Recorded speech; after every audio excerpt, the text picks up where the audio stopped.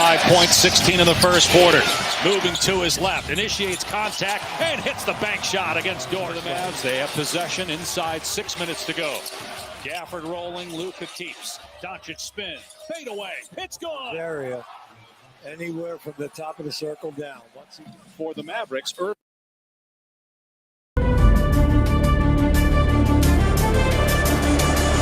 Jungle.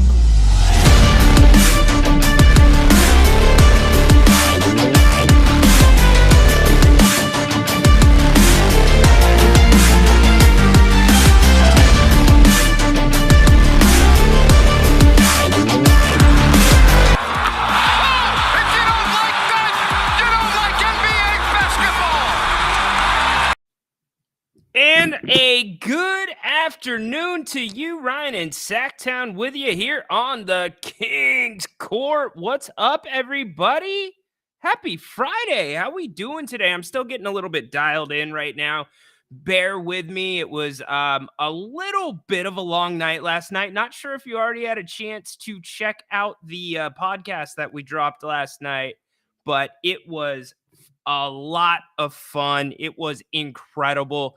It was such a good time talking Kings-Lakers rivalry with my buddy V and the Fee. That one dropped basically about midnight, a little bit earlier than that. So go check it out if you haven't already.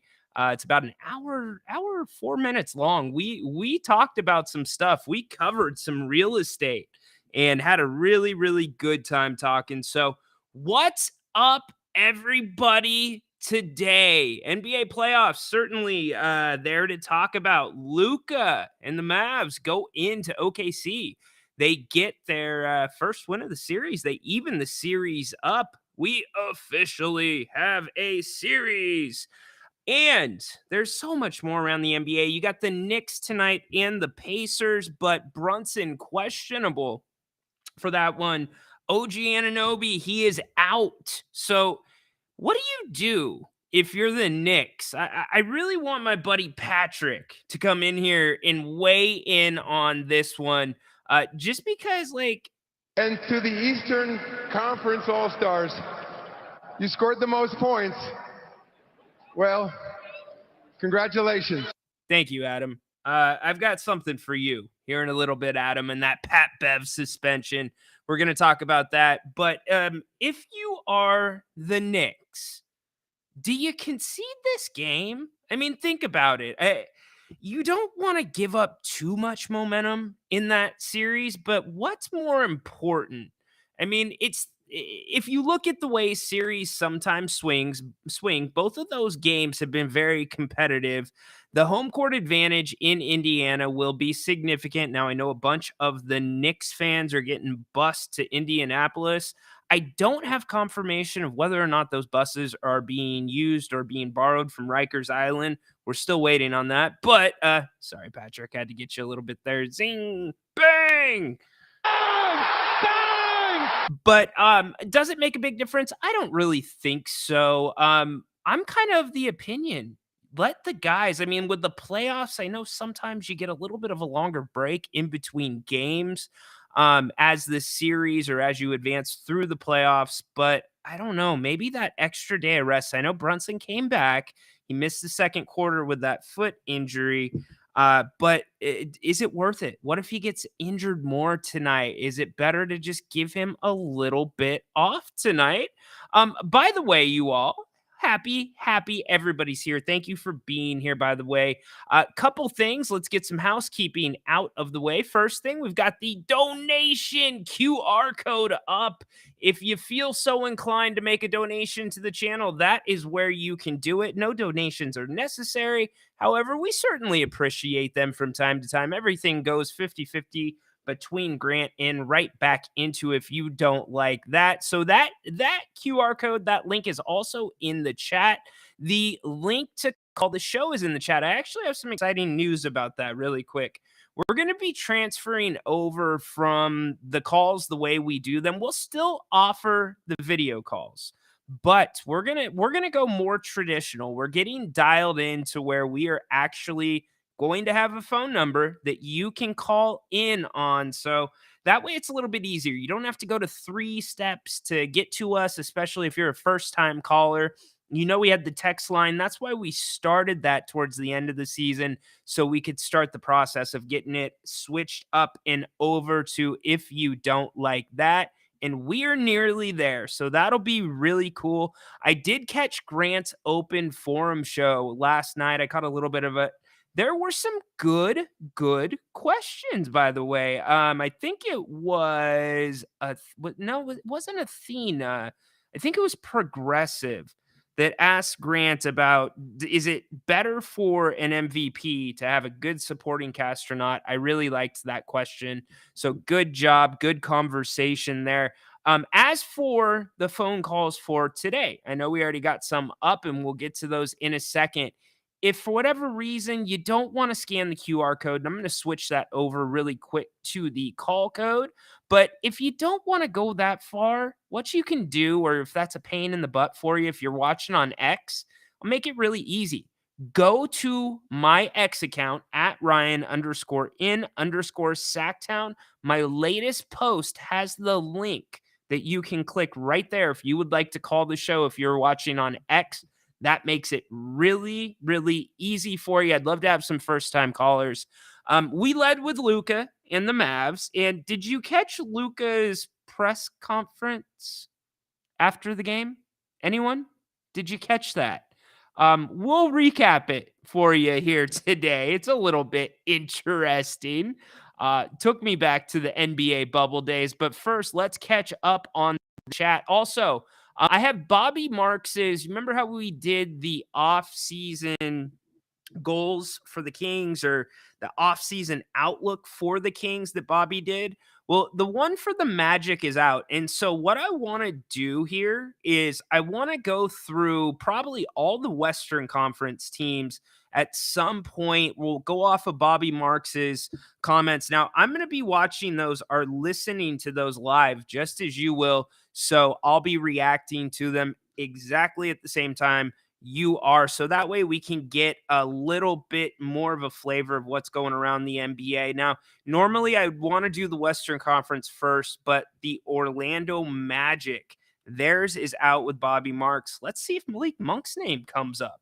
That'll be interesting to me. Flores, what's up, dude? No parlay for the weekend. Did I miss it? That's a good segment. I haven't got to it yet. In fact, you know what? Why don't you guys? I was thinking about the questions asked for the parlay. Throw some things in there. We'll put a parlay together as we do it on the fly. Someone had the hub going. I know, right? I mean, here's the thing, and we'll have some fun with this. You're not going to hear anything bad if you're watching this with children. I will give you a heads up. You're going to hear a sound is basically what it is. So if that is not for you, I will give you plenty of heads up, but it is topical. And the fact that it happened in the NBA from a credentialed member of the media, allegedly, I do want to hit it a little bit, but GF, here's the thing. Like, we used to do things to mess with our friends. We had the most, I'm going to use a SoCal word here, wicked prank wars that went back and forth. And so the first thing that I thought was somebody was getting back at someone else in that media room. So I don't know. It's kind of funny. Talk about Donovan Mitchell killing the Celtics. Look, the Celtics have now lost a second game on their home court in which they were heavily favored.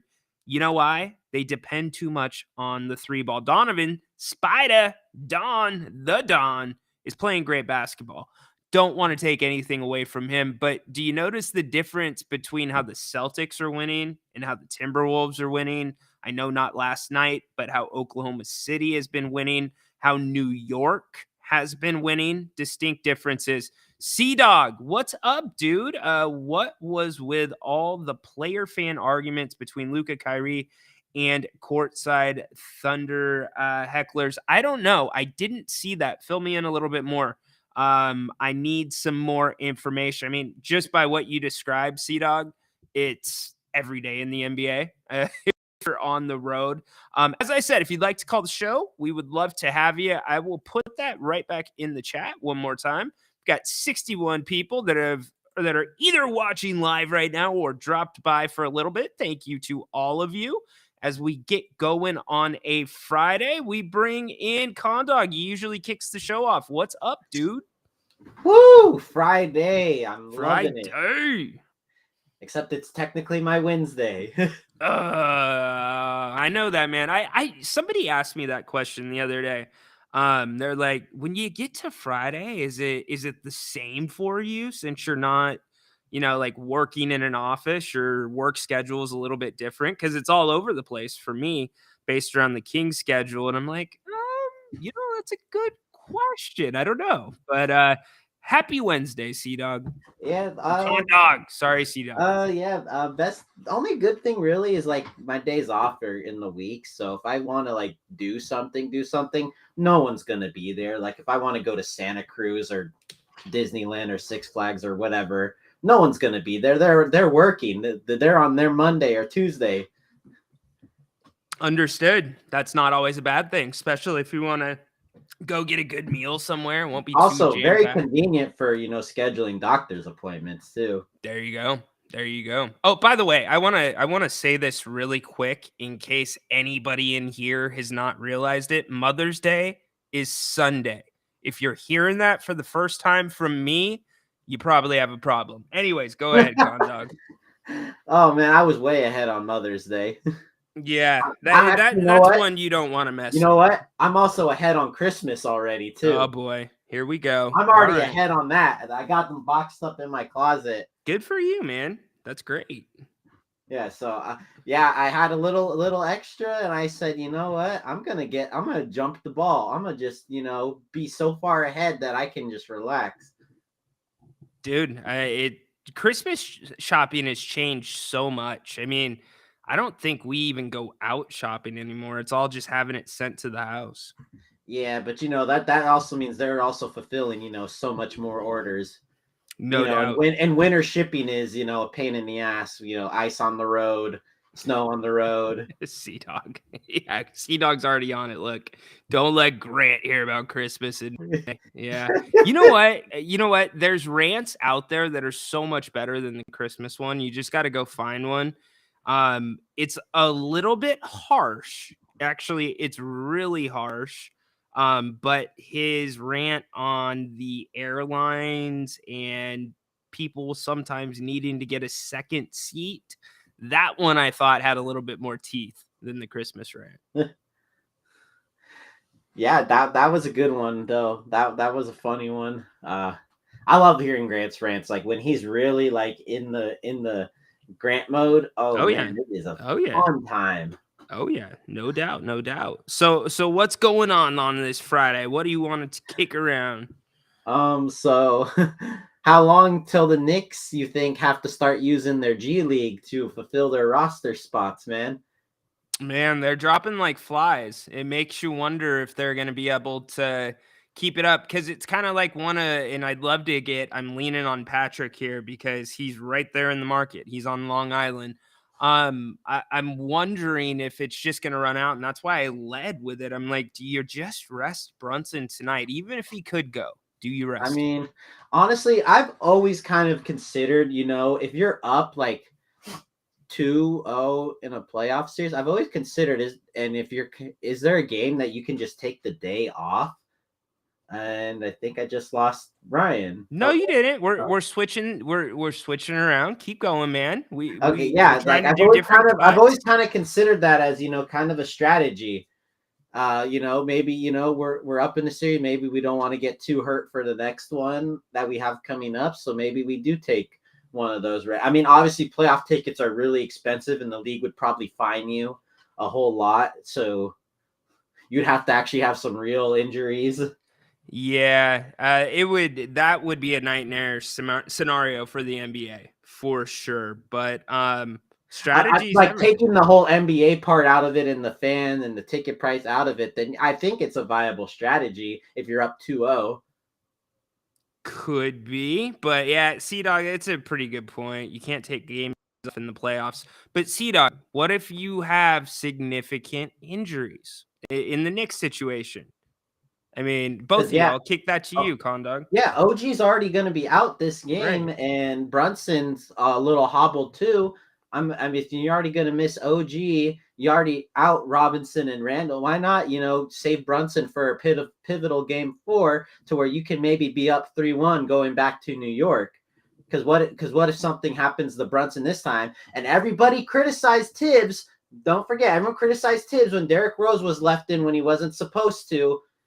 Remember, this is the same coach and a very similar style team and player. It could be history repeating itself with that. It could not be, but do you really want to take that risk again? It's a good. I mean, the easy thing to do is just say he's out. You just come out and say he's out tonight. It's not like, well, he could have played if it's game 7. None of that stuff. He's out. Just do that. Yeah, get the team doctor in on it and everything. Yeah, right. All right, man. Hey, I appreciate the call. If we're going to do a parlay today, do you have a suggestion for one of the questions for the parlay? One of the picks. What do you think? No, how about how much does Anthony Edwards score tonight? All right, we're writing down Edwards. Edwards score. All right, we've got one. Look, I need your guys' help. I like that from Condog. Hey, dude, have a great rest of your Wednesday. I know you'll still be in the chat later and getting in. All right, brother. Good seeing you. As always, Condog seems to kick off all of our shows, which is cool. Yeah, John, you and Grant both, Condog. What are we talking about? Probably the QR codes. So I think it was Flores who put this in. Is this the place to come and talk about Olympic curling? Dude, I would love to talk Olympic curling. You want to talk about Olympic curling, Horse? I mean, do we all have pretty much the equipment in our homes to curl? I'm pretty sure I have do you call it a broom? I mean, it seems like more of like the heavy duty broom. But the talent to kind of slide on the ice, there's a lot that goes into curling, brother. Kind of sad that it's not the Winter Olympics now. Grant hates QR codes. Hates is a strong word, but yes, your guy Ryan in Sacktown has to handle all of that doesn't have to handle. I am glad to handle that back end stuff. And that's why we're always looking for solutions, looking to grow the channel. In fact, that's why we put this up with if you feel so inclined, we've got Venmo donations that go back into the channel, and we're getting the tech. Like I said, you've seen the improvements here. We're doing the same for Grant, and then also guests. Guests are kind of a finicky thing. You've got Jerry Reynolds, which we love, and Jerry just loves talking basketball with us, so we're very lucky there. But we like to take care of our guests. So when you get a Larry Krueger, when you get a Damon Bruce, when you get an Ian Eagle, when you get those different names, we like to make sure that, we show them how happy and grateful we were that they came on the channel. So that is there, but donations definitely are not necessary. Your support and all of you being here, 93 are either watching or have checked in at some point today. That's why we do this. So anyways, you can also, I told you this, go to my Twitter page if you would like. If you don't want to deal with the QR codes, my Twitter is at Ryan_in_Sacktown. My latest post has the link to hit if you would like to call. That way you don't have to deal with them any further. C-Dog, what about the horses on the highway? What horses on the highway? I missed that. Fill me in. There were horses on the highway? Those are the kind of stories that I'm usually tuned into because of this dude, Haunted Horse. Hope James Dolan's teams never sniff a title. Yeah, that's what makes it complicated. I love the New York fans. I think they deserve a title. I hope they get a title, but Dolan's the other side of it, man. I also hope that he never sniffs a microphone either again. Dolan's form is just so poor from the Oakley situation. I'm not even going to go into how he handles players and how he manages his business, but to like tell security, how baggy do you have to be like, hey, security, go pull this person out and tell them they're never gonna have tickets to the Knicks again. Blah, blah, blah, blah, blah. And it's like, dude, I just feel like sometimes, and credit to Dolan, he's kind of like laid back now with the Knicks' success for right now. But I just want to see him out of the spotlight. I'm done with that guy. I'm with you. And that's why nobody wants to, we've talked about LeBron, maybe New York being a destination for him. Dolan is going to be such a huge problem for that. I just don't know. Can't take games off. We hit that. Yeah, I get that, C-Dog. I get it. Is Brunson only needs one leg? Yeah, John. He only needs one leg. Game 3s and 5 have been historically the most important games in a series. Yeah, because that's usually the game where sometimes home court is broken for the first time in a series. Now, we've seen home court broken now with the OKC and the Mavs. We've seen home court broken with Boston and Cleveland. So Flores getting some love there. How about some hockey talk? So hockey is not my strong suit, but do you guys do goals? So I used to do goals, but I didn't write them down. Well, when I went through the double hip replacement, and I lost the ability to really function before that for I would say 6 months. I mean, it was really hard getting through the basketball season. It was really, really hard because I could not get comfortable. And, sitting up was difficult. I mean, certainly, I think you guys have seen I've lost some weight. Part of that's because I was immobile. And, I'm not saying I made great food choices, but, it's a hard spot to be in. It's kind of difficult to be at any age and not able to, ambulate. You kind of get a taste of having something taken away from you. And that's what it was. My ability to walk was taken away. Anybody who came out to the live shows Grant and I did for the playoffs at Bennett's and a few other restaurants around town, I was using a cane, y'all. And that I tried my best not to use a cane because I didn't want to show weakness, but by the time we got late in the series, it was just too much. But what I'm saying is I wish what we're doing now, I was able to do last season as well. That's why I'm hitting it so damn hard, and I love being on here with all of you. So yes, I've started writing down my goals. A daily show is one of my goals.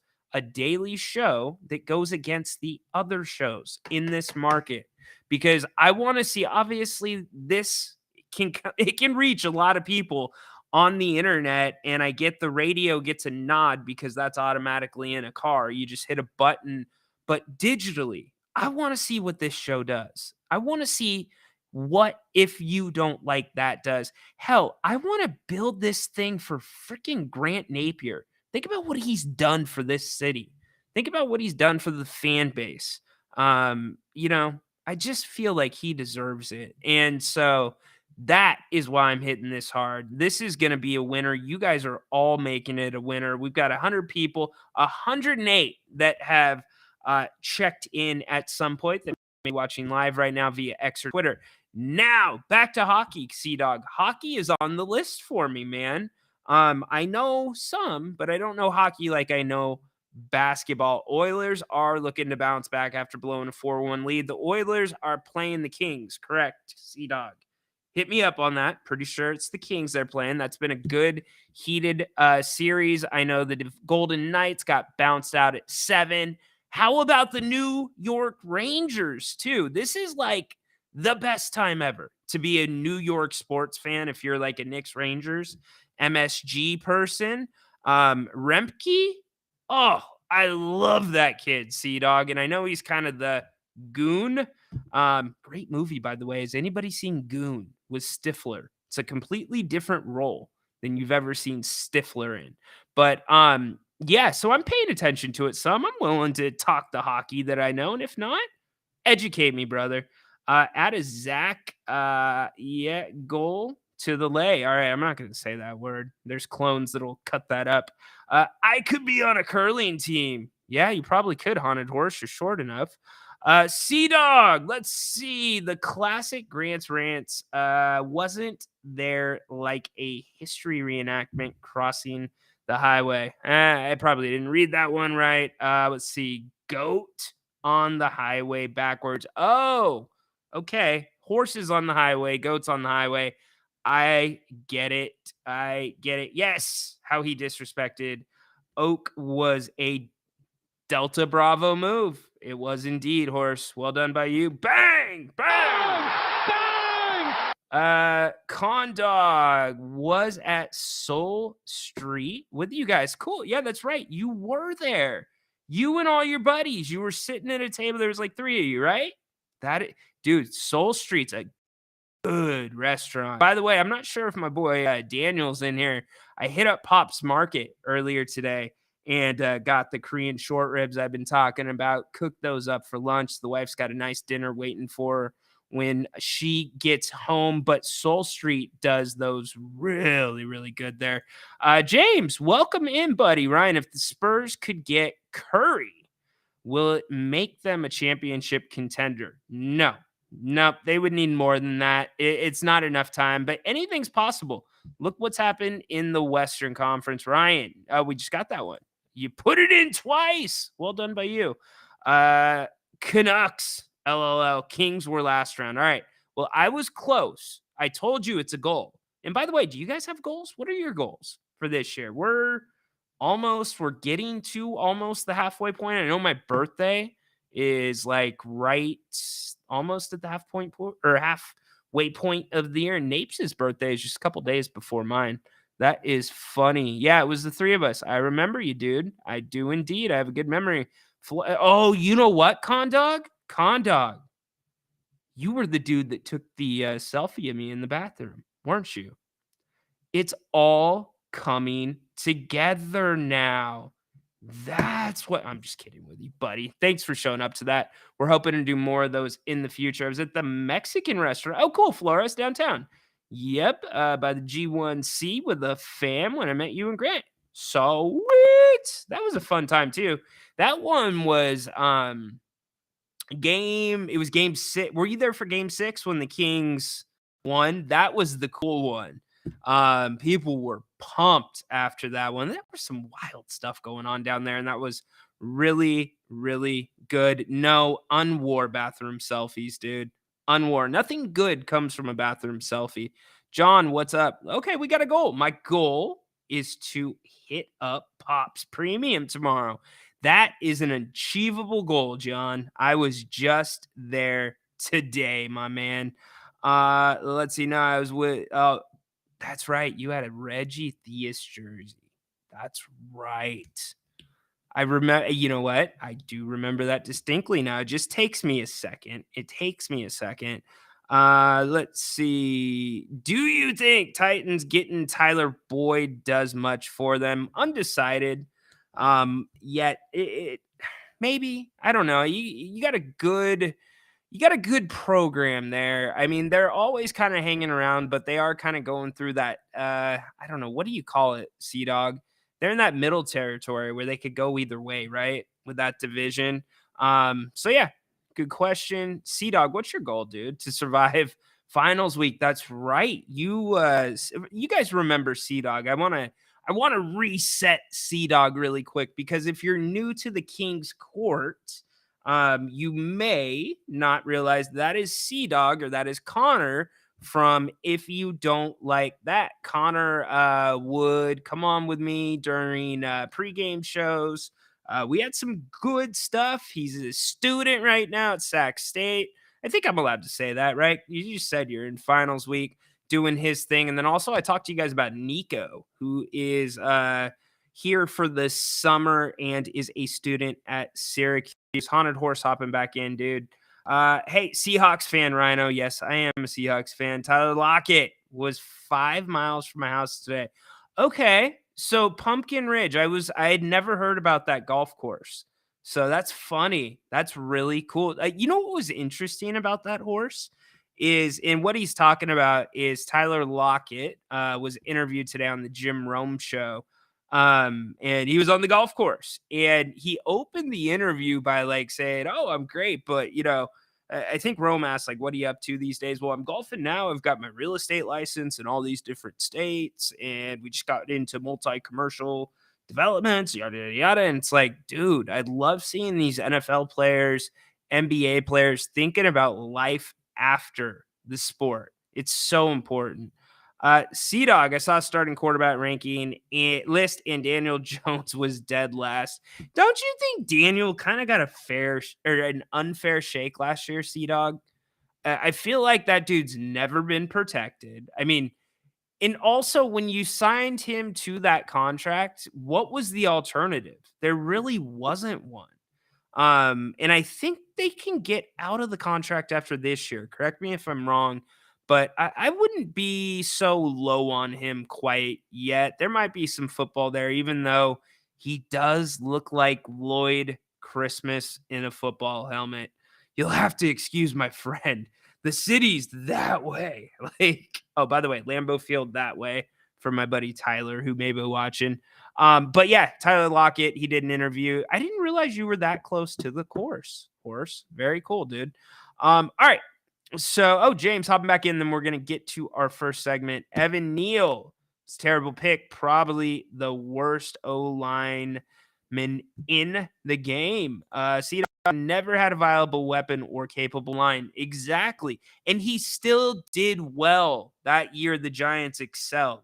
I don't know if that's due to circumstance, due to the division being down, whatever you want to call it. But the fact that the Giants won a wild card game, remember, C-Dog, I was saying that I thought the Giants would win that second playoff game too. I think Daniel Jones is going to do, I mean, at least the bar's pretty damn low this year. That's never a bad thing when you're playing in New York. And then you look the opposite direction in New York. What's up with Aaron Rodgers? Is that dude going to be ready for the start of the season? Man, Aaron Rodgers, he is an interesting one. I know Grant's got a very good relationship with him, but I don't know. I'm going to be really, really interested to see the Achilles. I want to see, I mean, you heard the type of surgery, the alternative surgery that he had was supposed to possibly have you on the field a little bit quicker than a normal Achilles injury. You saw that he was doing some stuff on the sidelines. I think he threw a couple balls towards the end of the season, but I want to see if that thing's going to hold up, because if it does, it's a game changer, at least for his body. It was enough so I believe Kirk Cousins had the exact same procedure done. James, give him some time to throw in, Judge. Yeah, I'm with you, dude. In the nabbers. He has nabbers, dude. Bang! Great job. You just got a Mike Breen for that, man. Nabbers. Haunted Horse, you're a clone. Nabbers. That is a new word to me. It's not a new word, but being used in that context, that's great stuff, James. That is great freaking stuff. C-Dog said he won a road playoff game against 13-win Vikings team. Very true. They shut them down, dude. They shut them down, big man. Give him more time. We just got the nabbers. Our defense, yeah, that defense, man, looks scary.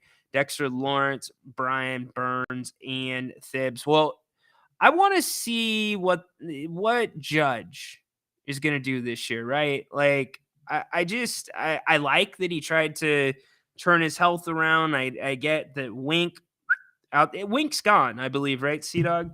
But it's going to be fun. I think he's a good coach. He's getting a little bit more healthy.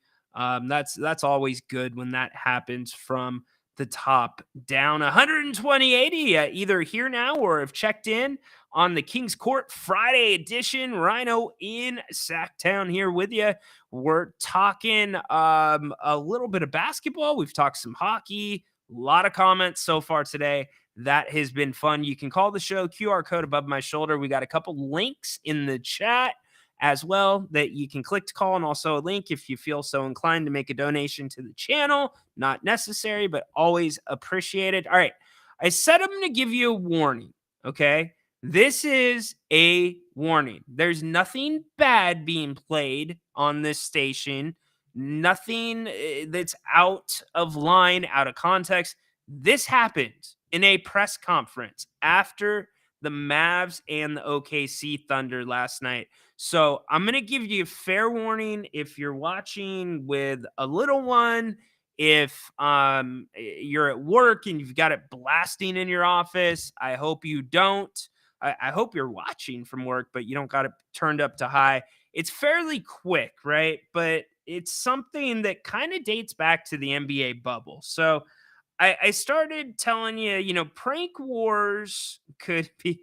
Did someone fart? James Kelly. Yeah, right. So prank wars can be fun sometimes. And I'm not saying this was part of a prank, but Luka had a huge game. Did you guys see Luka hit his chin last night? That is not fun. I have done that before. One of my teammates did that before, and that cost him about 17 stitches. And not just the outside stitches. Have you ever had the internal stitches? Those ones are rough. And actually, that happened during a basketball game, and we didn't even get numbed up. Anyways, all right. So Luka is at the podium last night. And if you remember the NBA bubble, one of the Sacramento Kings, he's not with the team anymore, and he was kind of one of the fringe guys anyways, not getting a ton of time. Was it Metu? Was it Shemez? No, was it Metu? No. Throw it in the chat if you know who it was. But when the NBA went to the bubble during COVID, a very trying time for everyone that's watching this, certainly affected everyone, each and every one of us. And it affected each and every one of us in a different way. And I'm not even talking about physically, mentally. Not enough people talk about the mental effect of COVID, getting knocked out of routines. I mean, look, I love being around my family. It's besides Jesus, it's my family. Okay. But there's certain places in the day, certain segments of the day where I just need my space. And I'm sure it's the same for many of you. And I don't mean to have that come off as like rude or like I don't want to be around my family, but you got to have balance. I'm a huge believer in balance. But Luka, you got to wait on that. But anyways, I'm getting hit up right now from every angle. Oh, very cool. That was actually somebody from the Kings. Anyways, what I was saying, it affected everybody in a different way. And for me, I got knocked out of a routine, and driving to work, for me, driving to work was like my 15 minutes, right? It's my car, it's my space. Nobody's going to bug me. I can, if I wanted to listen to something, I can. If I just want to think, I can, right? So that's just one small example, a very, very small example of like the mental effect with COVID, right? Well, you didn't really get that. You weren't driving to work, and now you have more people like together 24/7. Normally the kid's at school. That's good for him, getting some socialization. My wife, she's at work. I would be at work. You get what I'm trying to lay out.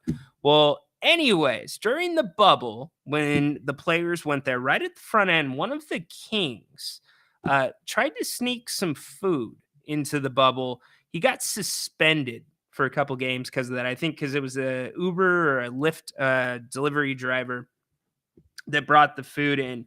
But there was all these unconfirmed reports about women being snuck in, snuck out of the bubble, because, you are asking adults to be separated from their significant others for a decent amount of time, right? So I get it. I get it. We're all humans, right?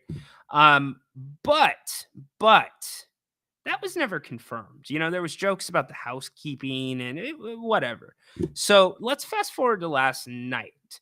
Luka is at the podium, and this is your warning. Put it on mute for the next 1 minute and 7 seconds. 1 minute and 4 seconds. if you don't want to hear this.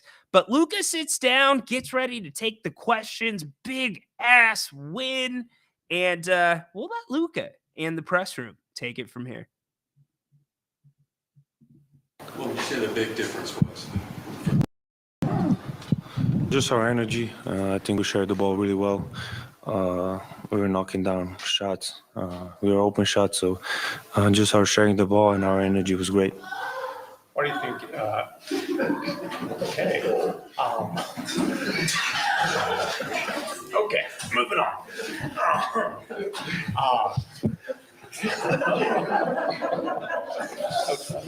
I hope that's not live. Obviously, you weren't able to get in a rhythm in game one. Why do you think? Yes, you heard that right. I'm not going to replay it, but if you, I know I can only let you hear it because of copyright, but go to YouTube if you want to watch the video, because when you look at Luka's face when this is happening, Luka's eyes go straight Rashay Caldwell. They just go in different directions. And he's just like, what's going on? It looks like he's about to explode. And then he just can't keep but like just laughing out and letting it out. So, could it be somebody in the press? Sure. Did they have a window open that they shouldn't have? Sure, that may have happened. I highly doubt it. Could there have been a workout or a wrestling match going on somewhere around the interview room? Possible. I highly doubt it. I think that's somebody on Luka's team, somebody on the Mavericks giving him a hard time. I think that was a troll job. I think it's an inside thing. I think he's like, there's no way this is happening right now. And I think that's what that look was for. And he processed it for a second. And he's like, oh my gosh. So again, I'm going to play it one more time for you. And if you get the chance, make sure you go check out the video on YouTube, because you've got to see Luka's reaction. It makes the entire thing. Again, here's Luka stepping up to the podium. I will let you make the decision on what the heck you think happened here. What would you say the big difference was? Just our energy. Hold up. Did we just discover something? Hold up. The King's Court may have just found something that nobody else has found. I want you to listen to this really, really closely before the secondary sound starts happening. I'm going to replay it. Did Luka toot? Hold on. What would you say the big difference was? I didn't put that in there. Did y'all hear that? I'm going to give it to you one more time. What would you say the big difference was? Oh, boy. James Kelly. Paging James Kelly. Big head. Romy, how did you guys miss this? All right, getting back to the entire clip. Just our energy. I think we shared the ball really well. We were knocking down shots. We were open shots. So just our sharing the ball and our energy was great. What do you think?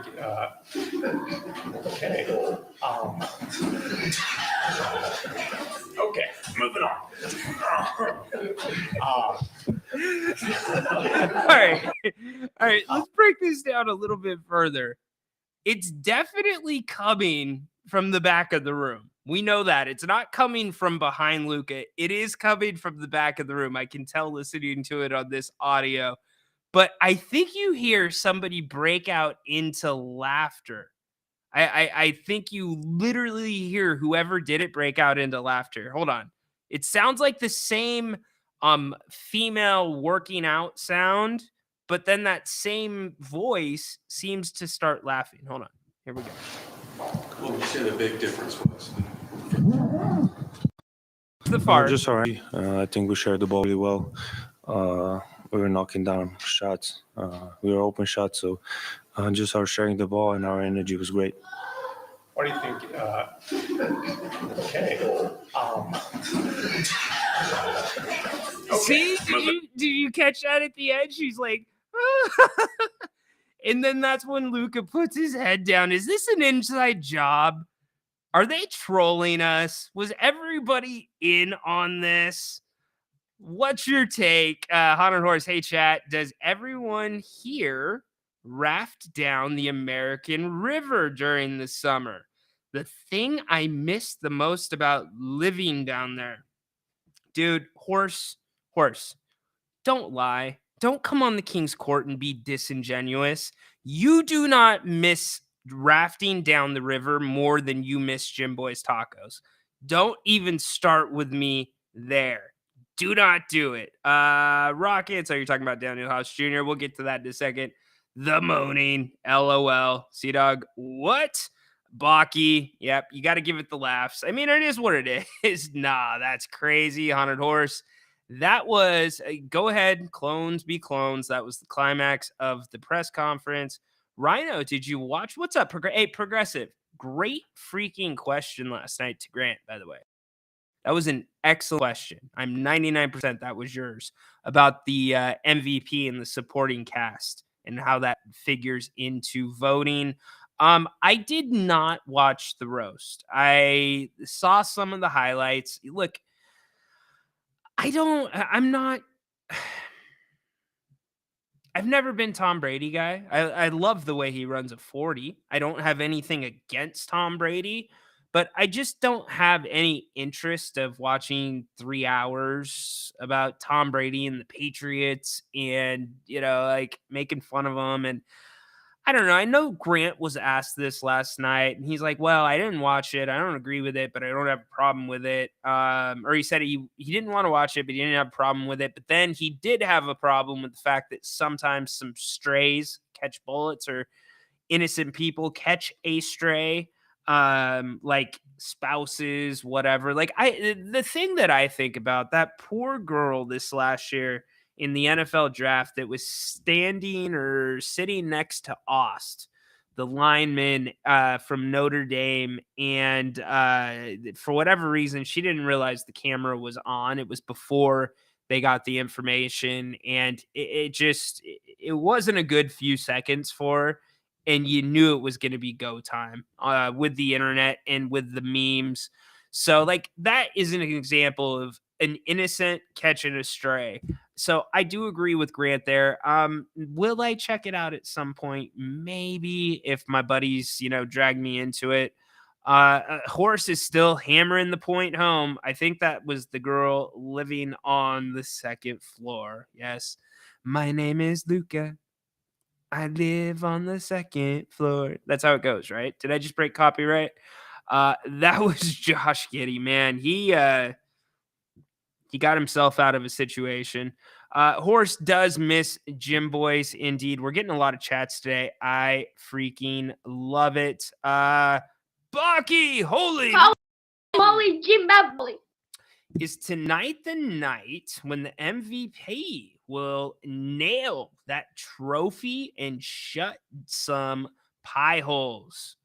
We gonna talk about that, Rhino? We absolutely will talk about that, dude. Baki, if it doesn't happen tonight, it ain't happening. I mean that.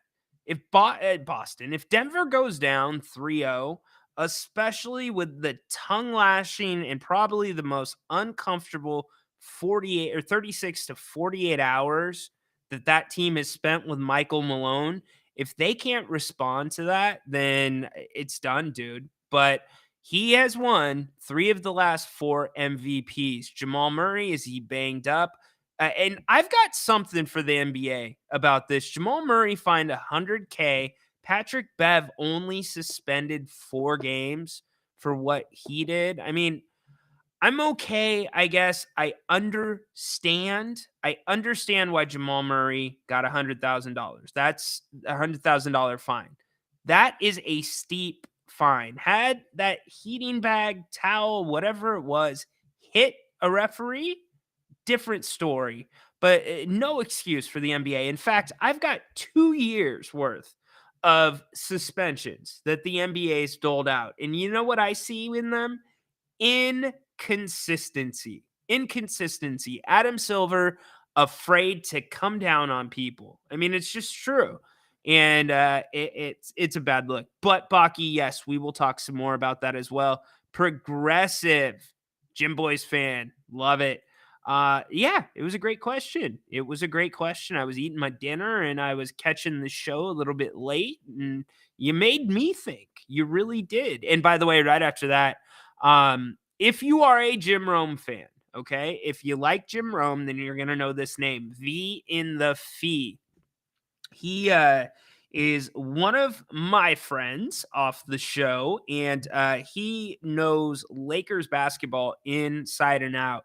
So we did a really fun episode last night that got recorded. It was released late last night, early this morning, where we talk about the Kings-Lakers rivalry, the good times, the bad times for each team, and most importantly, can that rivalry be rekindled? Can you find some tinder, make that fire spark back up? And we also talked about LeBron. We talked about Kings and the Lakers off seasons. So go check that out. Now, the reason I brought that up is because Mr. Horse is talking about Rome. Thank you, Alt. And Rome interviewed him this week. He said she laughed it off and didn't really bother her. BS, dude. There's no way. If she was the type that would just laugh something like that off, I don't think she would have looked as nervous and uptight as she did in that room. And I don't want to give it any more attention than it's past. And I'm glad for that. I put out a tweet that night. I'm like, leave it alone. Internet, leave it alone. Just let it be. Baki. Okay, we're going to talk about the news of the day. Novak Djokovic was hit in the head with the bottle and gone down. Say what? I did not hear about that. Talking about a water bottle or a beer bottle, something glass, or even harder. That's freaking scary if that is true. Condog, I miss Jim Boy so bad. Love that Tahoe burrito. What the hell is a Tahoe burrito? I've never heard that one. Adam, do you think we can re-sign Malik Monk for 17.8 per year plus a lifetime supply of Jim Boys? No. But hey, Sacramento, let me talk to you for a second. Any business owners in here right now? Oh, I guess I'm a business owner. But any other business owners in here? You remember when the Kings were going to move? The deal is done. That's what ESPN said, or they reported on with Outside the Lines. And you remember when a group of the Midtown 12, I think it was called, came together? And I know it wasn't a ton of money, but they're like, hey, we'll put up, I think it was $1 million altogether. If, now I'm throwing this out there, I have not heard this anywhere else. Sacramento, you want to try to sweeten the deal for Malik Monk?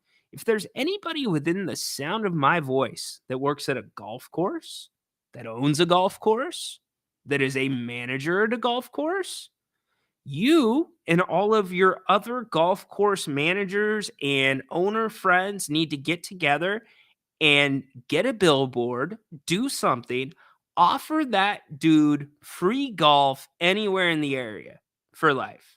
Anywhere in the Sacramento area. Dude gets to play golf for free. That would move the needle to me. That would move the needle. And it's not so much because Malik doesn't have the money to play golf the rest of his life. It's the gesture. That guy loves golf so much, and he loves basketball too, and he loves Sacramento. He wants to stay in Sacramento. I believe that, Adam. And I saw your thing about Cody Rhodes. You can put that back in the chat. I missed it. I'm not going to go back up and look for it again. But yeah, I think now you offer him the money and the golf. We might be talking, y'all. Hey, Adam saying, okay, golf and Jim Boys. Well, okay, Haunted Horse, give me a 1 if I can share your story. Give me a 1. Can you give me a 1 if you're okay with that and you're still listening? And then we'll talk about that. He said they were watching on TV and they were getting a 7-second delay, so that's why they didn't know the camera was on her. Yeah, that makes sense for sure. My new mission is to get Jim Boy's Tacos sponsor this show. Now, that would be cool, and you actually kind of have the power to do that. Baki, that is true. Happened today after the match. He won. You have it on YouTube. All right. Well, when we are playing some other clips and in some other segments, I'll go check that out, Baki. But that's scary. So, Baki, we're talking about him being hit in the head with a bottle. Okay. What about those fans that just had basketballs chucked at their heads?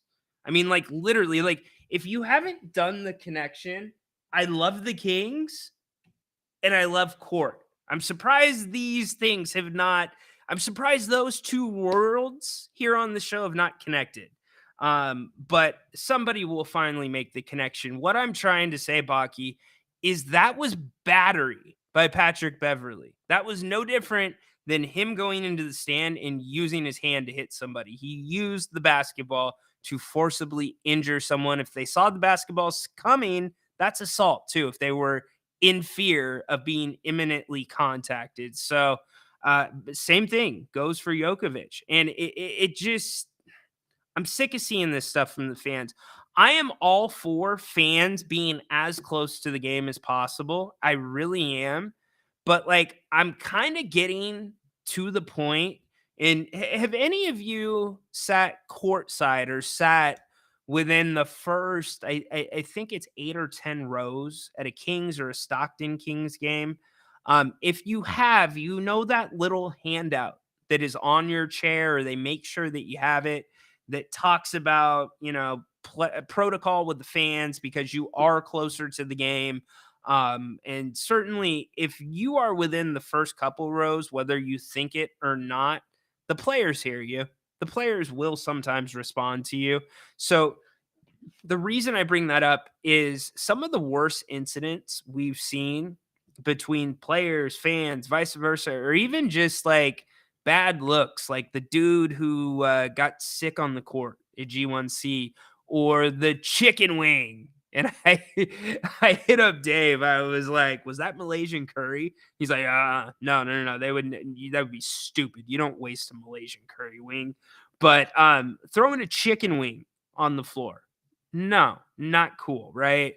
So if you're going to sit that close to the court, like I'm starting to think maybe there needs to be like a thing where you're getting your hand marked, or they're looking at something where you only be served so many adult beverages if that is your choice. And I'm not saying like we're going to treat you like a child, but I don't think 12 adult beverages in a 48-minute basketball game that takes about 2.5 hours, and that's not counting.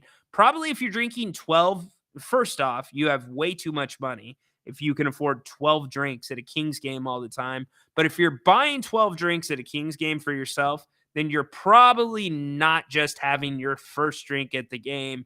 You've probably pre-gamed before that. And so I'm seeing more and more of a problem. And I want to bring this up to Grant with the alcohol. And that's where it becomes a conflict, right? Because the owners make a lot of money on concessions.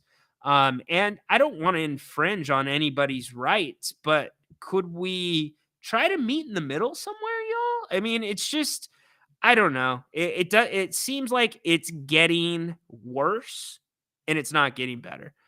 Progressive Jim Rome is awesome. We'll check out the podcast. Yeah, definitely do so. V and I, we actually forgot that we were recording. We were having that good of a conversation. All right, so I'm going to tell you guys this. He's giving me a 1. So Mr. Haunted Horse, who is in the chat that you see from time to time, he is one of my better friends. I will admit it. If you can't tell already, or you haven't told, haven't been able to tell because I mess with him from time to time. But Haunted Horse started a Jim Boys fan page on Facebook. Check this out. And it ended up catching a ton of steam. I don't forget how many followers it was at, but I know it was over 2,000 for sure. I want to say like 2,400, 2,500. And so when Jim Boys created their own Facebook page, they were getting no traction. Everybody thought Horse's page was the official Gym Boys page. So what's Gym Boys do? They approach Horse with an offer to buy that Gym Boys page for him.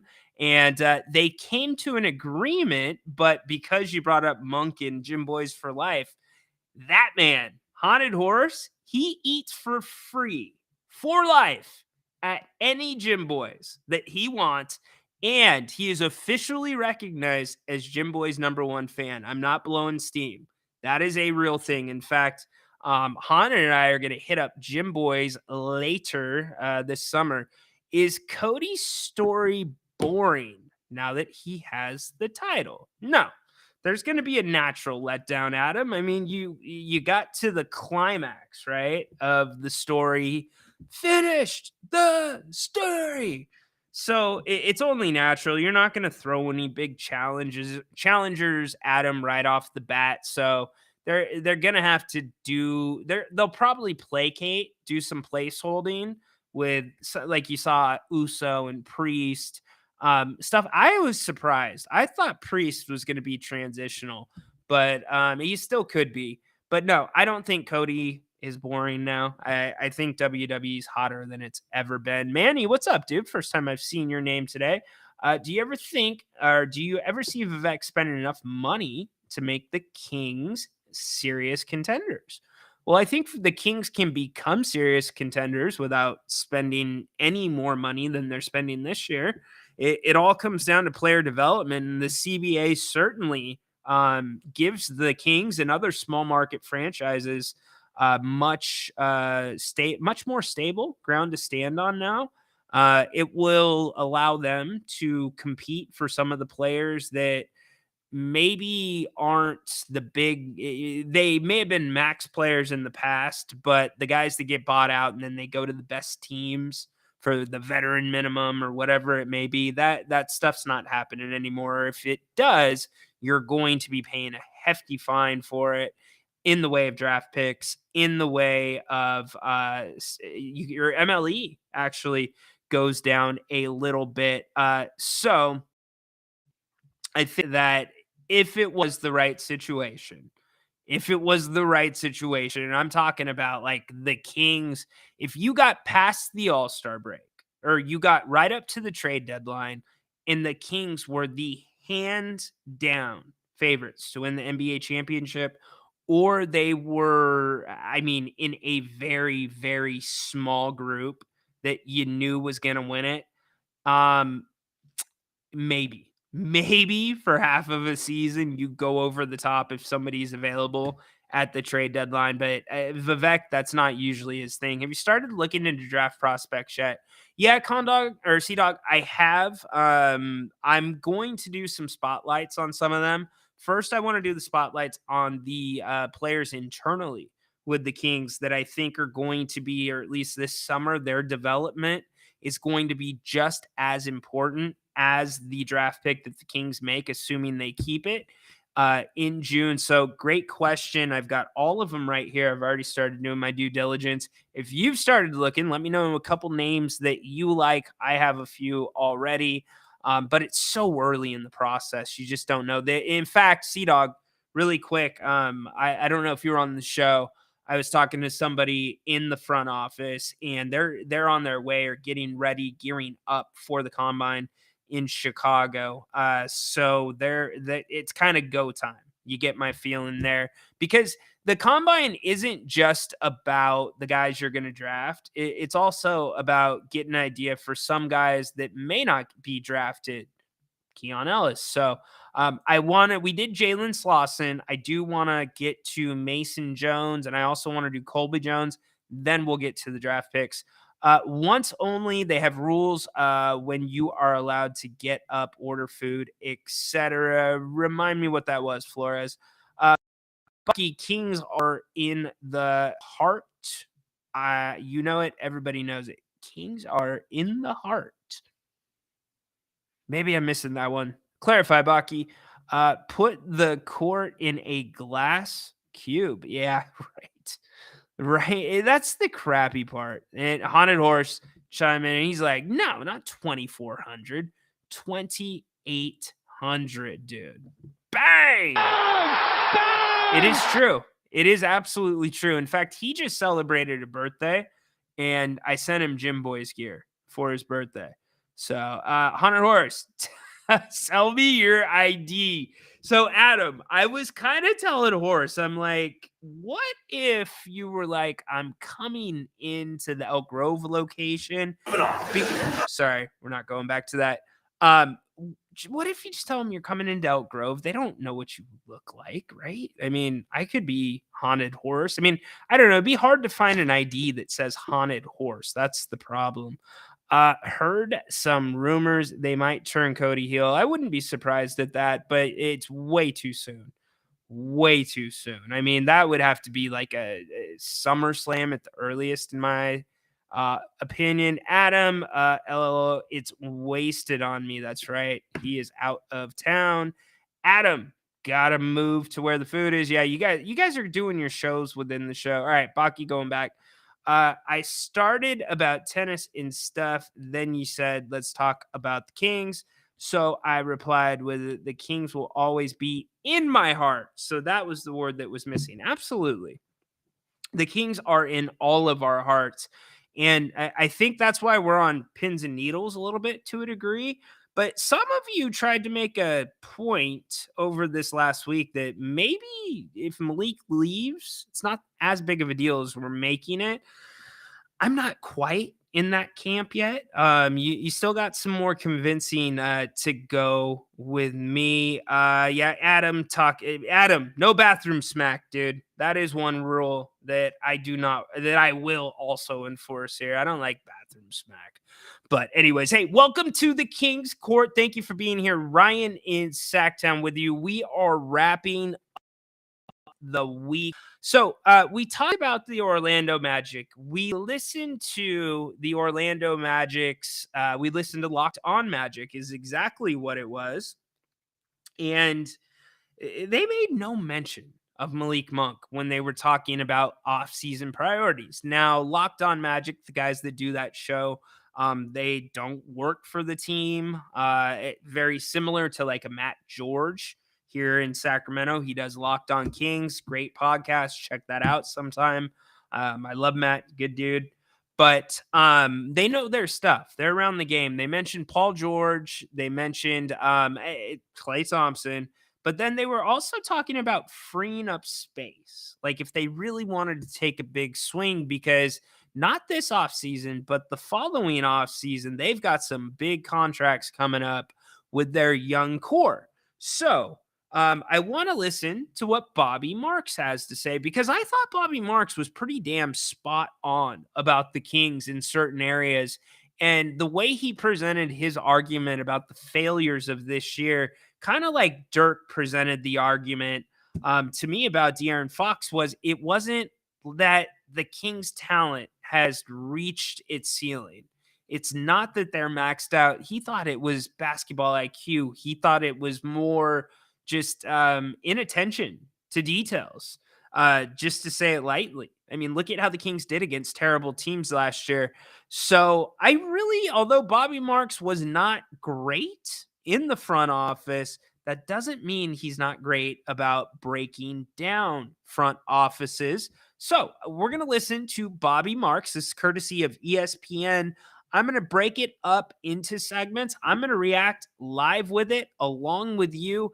Let's see what they feel the Magic priorities are. And the two things we're listening for here, or at least I'm listening for, interest in Malik Monk. Is that really one of the small group of guys they are ready to go after? And the second that I want to listen for is anything that may do with Jonathan Isaac. This is Bobby Marks, his off-season guide for the Orlando Magic, courtesy of ESPN. Here comes the hard part, right? You have an identity, Orlando. You have a defensive identity. You are top 5 in the NBA. You kept a Cleveland team to 106 points in a Game 7. You were dominant at home in those, certainly in the 3 home games. And that's, I think if you had a nice do-over, how your season ended, you would have liked to have been the 4 seed instead of the 5 seed and having to go on the road with a young team. But I call it like a lesson, like an experiment, as far as put yourself in these positions and figure out what works and what doesn't work. So here comes the hard part. Okay. 47 and 35. Your free agents are Goga Batata, Markel Fultz, Joe Ingles got a team option. Chume Okeke, your former first-round pick from a long time ago, is restricted if you qualify him. Mo Wagner's got a team option. Then you've got your two-way guys. You are in a position, along with Oklahoma City and along with Philadelphia, to have significant cap space. Right now, I am projecting at $32 million. We put this. That is a ton of cap space. A ton of cap space. And that I'm not sure even brings in the MLE. So Bobby Marks continues. Right up, it's 32, and that takes into account the non-guaranteed contract of Jonathan Isaac, which is right around $17 million. I do not see Jonathan Isaac going anywhere. I think as long as he's healthy, he can help you. All right, Kings fans, there's that. How do you feel about it? We heard from Locked On Magic that when we listened that back, thank you to the new people checking in. We've got either 167 live or 167 that have checked in at some point. I am Ryan in Sacktown. This is the Kings Court on If You Don't Like That. Thank you for being here. We are breaking down and listening to Bobby Marks' offseason guide for the Orlando Magic. Now, the reason we're doing this for the Magic right now is they are the team. They seem to be the biggest threat to go after Malik Monk. Well, now that Bobby Marks is saying Jonathan Isaac, he doesn't see him going anywhere. All right, take that into consideration. Bobby continues.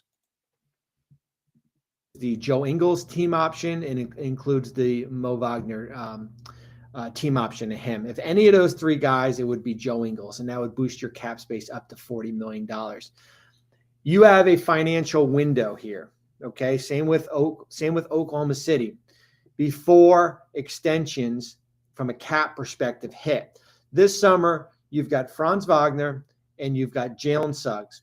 The following year is Paolo Banchero. Banchero is going to get a max contract. I mean, there's no ifs, ands, and buts. I mean, he could call the front office names next year and he's still going to get a front office on him. He's not going to do that. But he is in position to get a max extension in the 2025 offseason that would hit the cap in 2026. All right, so that's a big consideration. They can put that off for another year. We already knew that. Bobby's going to probably start getting to the moves they're going to want to make. But Joe Ingles, there's a name, Joe Ingles. How would he fit in Sacramento? Is that somebody that you would look at? There's some tread on the tires. That guy can shoot the three ball. And I always love a lefty, a good lefty. Bobby Marks continues. Wagner and Suggs are going to be interesting case studies as far as how we go about extensions. And here's a quote. We've got a quote from Jeff Weltman, who was in the Open Mic podcast. We have him quoted here. It says, "We have to be very cautious and very targeted in the way that we build out our next steps. But I will say, we definitely feel like we'd be able to attract players we would not be able to than a couple years ago. I don't think there's any reason we can't be thinking about how that can be part of our planning moving forward to attract players from other teams." Listen, I said this in the Miami Heat video, and I'm going to say it in the Orlando Magic video. There's no place to live than Florida. I know you could say LA, and I know you could say New York. There's no taxes. Bobby Marks obviously has not been to Sacramento. No state taxes. I don't pay state taxes. Taxes suck. Weather, at least 9 months out of 12, are beautiful. In 3 months, you got hurricanes and some other stuff coming through. I remind Malik Monk about the Hurricanes. The Orlando Magic practice facility. It's the nicest practice facility I've ever seen out of any team. Any team. It is a 5-star Taj Mahal Ritz-Carlton, Four Seasons peninsula of practice facilities. And that's why Summer League, there's two main destinations for Summer League, Vegas and Orlando. So you'll see a lot of the Summer League games are emanating from Orlando. Now, I'm planning to be in Vegas for part of the Summer League with the Kings. If you didn't hear, the California Classic this year is being extended to two different locations. It's going to be Chase Center and also here at the G1. See, Bobby Marks continues. They got a top-notch front office. They got a top-notch coach in Jamal Mosley. The pieces are there for Orlando to go in the offseason and go out and get a shooter if they want. I see a lot of people saying Paul George. I don't know if I'm ready to put 4 for 220 on Paul George. That's on a 34-year-old. And as far as how does that impede Wagner and Suggs and some of your other places, or do you?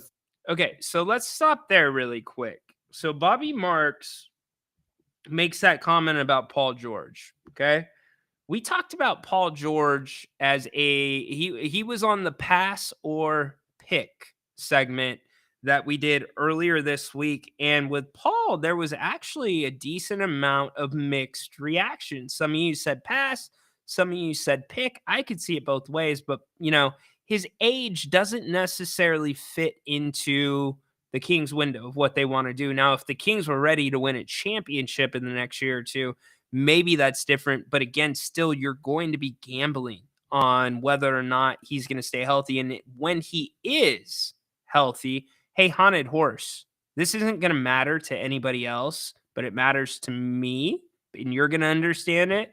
The numbers are fluctuating. Just wanted to let you know that. But Paul George, getting to that. Now, with Paul George, I don't think Sacramento is a good idea for him, and that would be a drastic swing for Sacramento. But you know what kind of reinforces that? You can make the argument. In fact, I will make the argument. Orlando is better set up for the future right now than the Sacramento Kings are, for many of the reasons that Bobby Marks already said. They've got a great head coach. Not saying Sacramento doesn't have a great head coach or a very good head coach, but they also play defense. They are the 5th rated defense in the NBA this year. Now, what's that mean? Some of you guys talked about Malik Monk and his defense. Is that a liability? Well, teams look at that. If you're the 5th ranked defense in the NBA, and I get that can vary year to year, I mean, you can probably either find a way to hide Malik Monk defensively, or he can get into it. We've seen Malik mix it up on defense at times. Defense is one of those things that is contagious. It really is. If somebody is playing, shooting a 3, and not even close.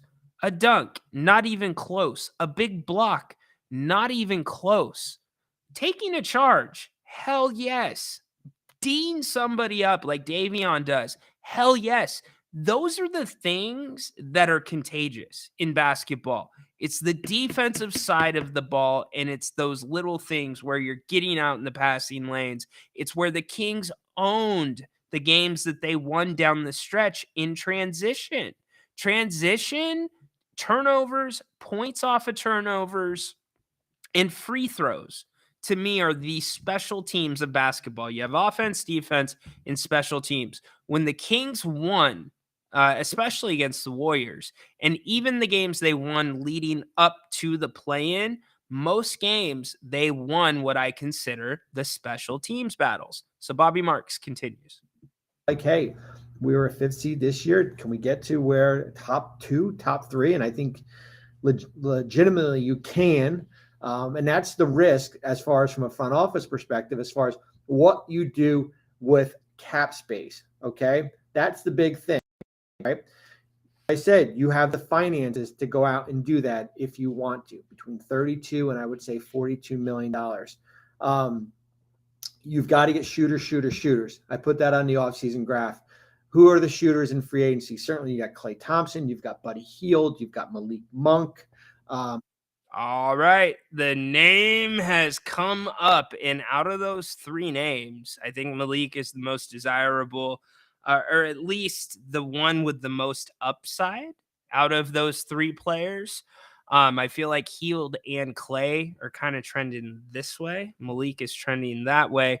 But I've said this. Grant called me crazy at first. Others are starting to say it now too. Klay Thompson and Malik Monk's off seasons, their contracts, what they're going to be paid are going to be tied together. And here's why.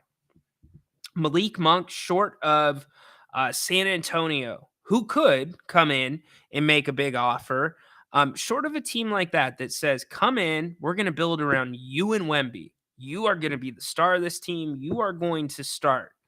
Other than that, and maybe Sacramento, I still think starting in Sacramento means something to Malik Monk. I think he's happy to come off the bench and he embraces that role. But I still think starting means something. So going back to Clay and Malik, they're tied together because when you look at sixth man's shooters that are available this offseason that Bobby Marks just laid out, Clay and Malik are probably the two best options on the market, especially when you look at the price tag for both of them. And I feel like one or the other is going to set the market for the two of them. Bobby Marks back at it. KCP, not really a shooter, but a defensive, defensive player there. You've got shooters. If anything in this weak free agent class, that's what out there. I'm interested to see, and it really hasn't been talked about as much. So you have shooters, but you don't have sixth men. That's the thing. You can be a shooter and come off the bench, or you could be a shooter in the starter or in the starting lineup, but being a shooter who's your genuine sixth man. And when I say genuine sixth man, I'm thinking Bobby Jackson. I'm thinking, and I get Naz Reid won the award this year, but Naz was deserving. I'm taking nothing away from him. I just think Malik Monk was more deserving. Naz had a little bit more of an opportunity to shine on a national basis for two reasons. He had more national TV games with the Timberwolves, and two, Karl Anthony Towns goes down. He steps in. And in fact, Naz Reid gave, in my opinion, the Timberwolves a different look that actually helped them a little bit more to combat Denver when Gobert was out. And it was that way when Cat was out in the regular season. It's a little bit more rim protection and athleticism. Back to Bobby Marks, by the way, we are up to 184 that are either here or checked in on the Kings Court at some point. Thank you so much for being here. Ryan in Sacktown with you. We are at an hour and 22. So we're going to get ready to wrap up in a little bit, but let's go ahead and finish out with Bobby Marks. He's still got a little bit more to say. But the draft from last year has been somewhat overwhelming. That Orlando had 2 lottery picks, and we didn't see either of them really in the playoffs. I don't think we saw them at all, with Anthony Black and Jet Howard. I'm interested to see the development, and we saw Anthony Black a little bit. We really didn't see Jet Howard. Okay, development. Again, I'm sorry if you're sick of me saying it.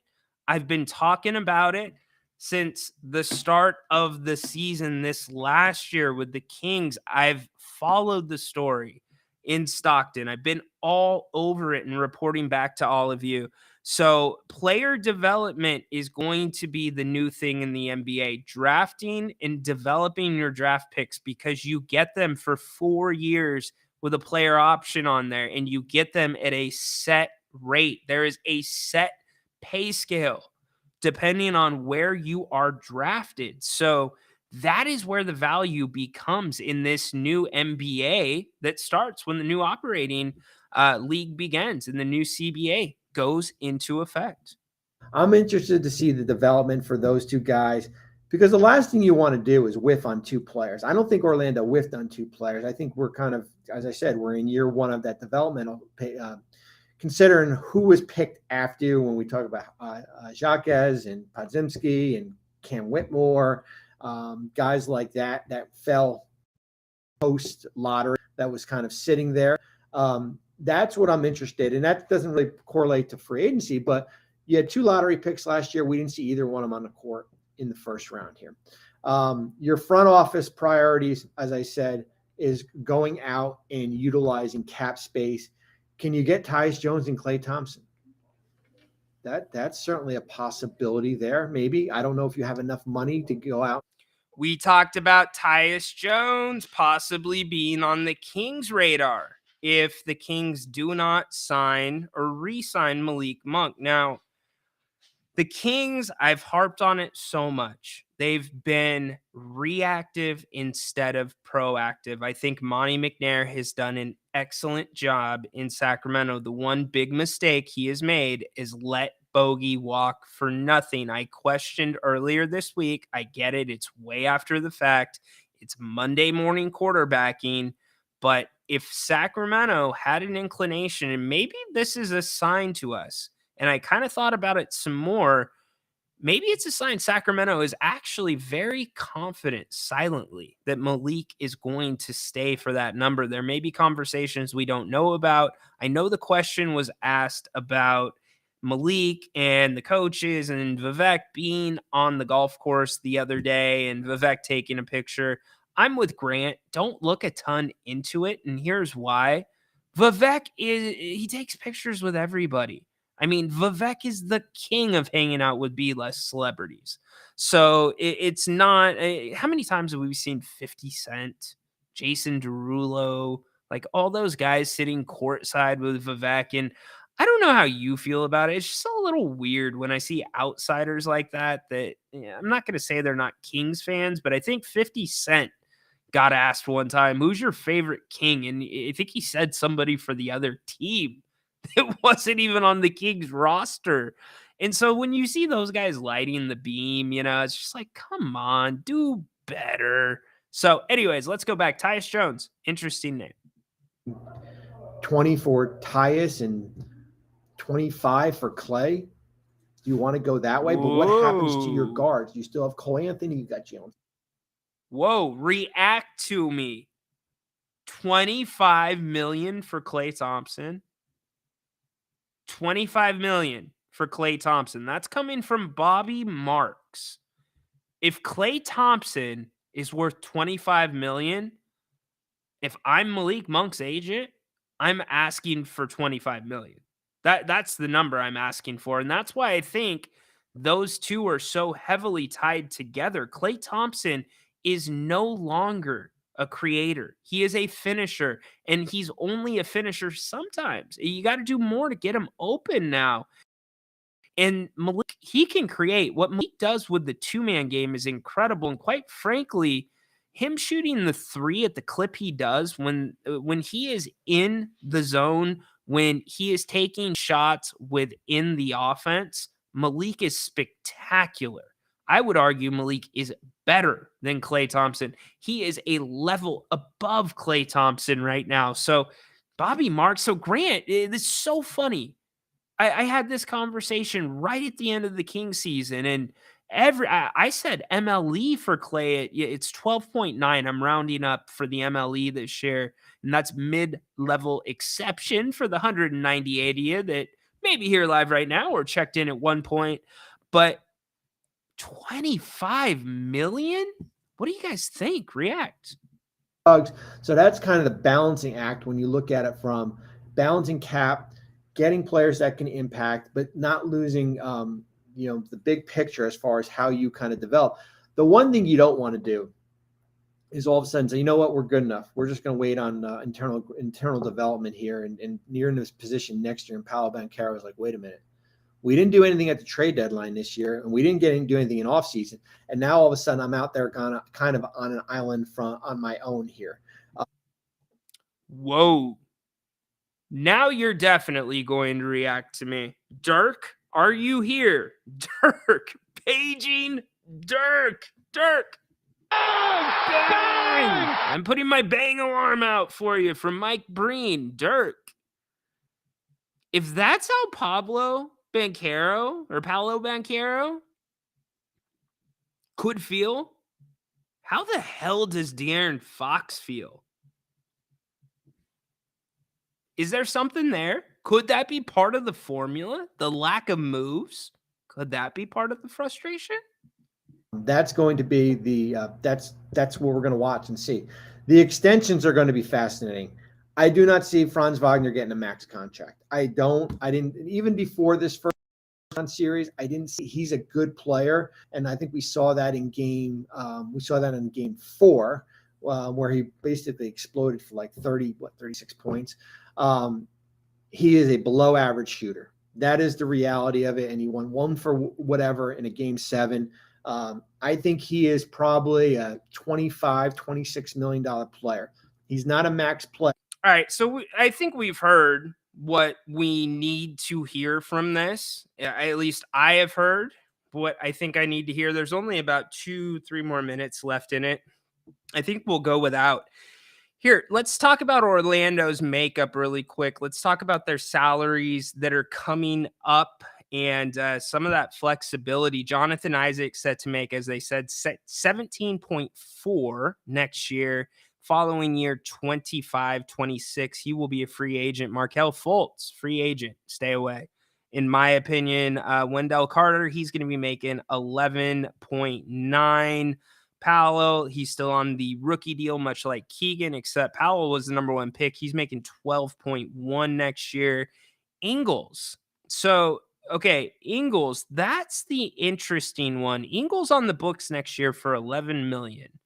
And it's in red, which means there's either there's an option, either team or player. So could you get Joe Ingles? That's a name that has not come up in Sacramento lately. Joe Ingles is a name that's come up in the past. I get maybe that's a little too similar to a Sasha Vezenkov. And for any of those disappointed with Sasha, saying Sasha's wasted, it is what it is. You can't even make a determination on Sasha yet. When we were doing grades this season, I gave him an incomplete. How could you grade him? He sprained 3 ankles. You only have 2 this season. So I think that the jury is still out there, but Joe Ingles, very interesting. That is interesting. Wagner, who he talked about, that one is interesting as well. $8 million, that's the option that we're talking about. I think he stays around. Jalen Suggs, 9.1. Rest of the guys, everybody else is pretty much locked up for their core. So they don't have, again, and that's where the free space comes. That's why they have so much flexibility. And I guess it's that $1 million question I've been asking it the last couple weeks about the Kings. That Domas extension last summer, did that play into any type of frustration with the team? Did the front office and the organization maybe send the wrong message to some of the core players there? Because coming off of last season, you go into a 7-game series with the Warriors. You take it 7. You should have won it. You gave up 127 offensive rebounds in the third quarter, and you allow Steph to have a 50-burger. You're not going to win there, but Sacramento had the opportunity. Game 3 in that playoff series is where the Kings lost the series. It's 100% where they lost it. But the off seasons right now, and I get that Orlando's core is actually younger than the Kings core, but I could certainly be a little frustrated there if I'm in my prime. De'Aaron Fox coming off of, what was his, I would say, best year of his career that year. Also, the inaugural Clutch Player of the Year. Why not pour in the investments? Pour the gas on the fire while it's still lit. Kings decided not to do so. So I find that interesting, and it opens up a lot more conversations for us to have here on the Kings Court. So that's the breakdown of the Orlando Magic from Bobby Marks, and also looking at their salaries and what's on the book via Hoops Hype. We're going to continue doing these breakdowns. I'm going to react live to them as we just did now. I don't listen to them before. If you listen to the recorded Kings Court, I do that time to time during the season for the press conferences after the game. So you get original reactions, new content from me. My process. So you know my process. I don't listen to other programs. There's a reason the King's Court, the recorded version, is out very early most mornings. It's because I want my opinion out there. I want that to you guys before you hear anything else. I'm not poaching takes. I'm not poaching ideas from other creators and other people talking about the Kings. And I think that's the beauty of it. A lot of creators do that as well, but we're going to continue doing those. The next one we'll probably do is the Clippers because of the Paul George element. I know that one's out as well. And as I mentioned at the top of the show, please make sure you go check out the special episode that is out. We released it this morning. It is a Kings-Lakers special talking about the rivalry. We take you all the way back to the 90s and then the 2000s, and then we fast forward to now, and we talk about what it's going to take for that rivalry to come back. We talk about AD, but it's not just me talking. It's me and my buddy V in the Fee. Huge Lakers guy. I already said if you listen to Jim Rome. So the way the Rome world works is sometimes people, clones, get associated with teams. So if a team comes up in the jungle, then inevitably sometimes some clone will come up in the jungle. The two are tied together. Well, V is tied to the Lakers in the jungle, so he knows what he's talking about. And it's a fun listen. And we dropped some inside jungle there too, as well, at the end of the episode, if you're a fan of that show. Man, this has been what's up, man? You're getting ready for the big game. Bang! Bang! Gotta hit you with a mic ring. Patrick, really quick, before we wrap up the show, how would you feel if the Knicks sat Brunson tonight out of caution? Really quick. Well, I'm going to continue the outro, but let me know. Put that in the chat. But anyways, we've had a really fun week here on the King's Court. We had Jerry Reynolds Tuesday. All of it is up on If You Don't Like That. If you would like to watch the video versions, please do, and make sure you are subscribed. That is where we put all of our programming. That is Grant's YouTube channel. That's where you can find all of our in-season Kings programming, including pregame, halftime, postgame shows. You can get exclusive rants. That's where the Kings Court Live airs Monday through Friday. Monday, Tuesday, Thursday, and Friday, 2 p.m., 2:30 on Wednesdays, 5 days a week here on If You Don't Like That. We've had 205 of you here or checked in at one point on the King's Court on this beautiful Friday. Thank you so much for being here. I know we didn't get to the parlay, but we will make up for it. We will come back with a better parlay segment next week. And then Monday, I know it's one of the more fun segments here on the King's Court. We've got the Ride Dose. So make sure you show up for those. Those are always a lot of fun. And you can add your dose to the wheel as well. We'll spin it on Monday. That's how you can find me and the King's Court, available on Apple Podcasts, also Spotify, Amazon, and that QR code will certainly take you to my Twitter page, so you can find all of the information there. We also taking donations on the show if you feel so inclined. Everything goes right back into If You Don't Like That in the programming. Donations, absolutely not necessary. They are appreciated at times, but your support, 280 you, that is more than enough. I can't thank you enough. Hey, beautiful weather this weekend. Enjoy it. I told you at the start of the show, so do not blame me if you don't know about Mother's Day. Don't blame me. And by the way, you might be able to get lucky by going to Bennett'sRestaurants.com. That is where you can find everything about Bennett's 3 locations. This is Bennett's Westside Grill, located in Rockland. That's the newest of the 3 locations.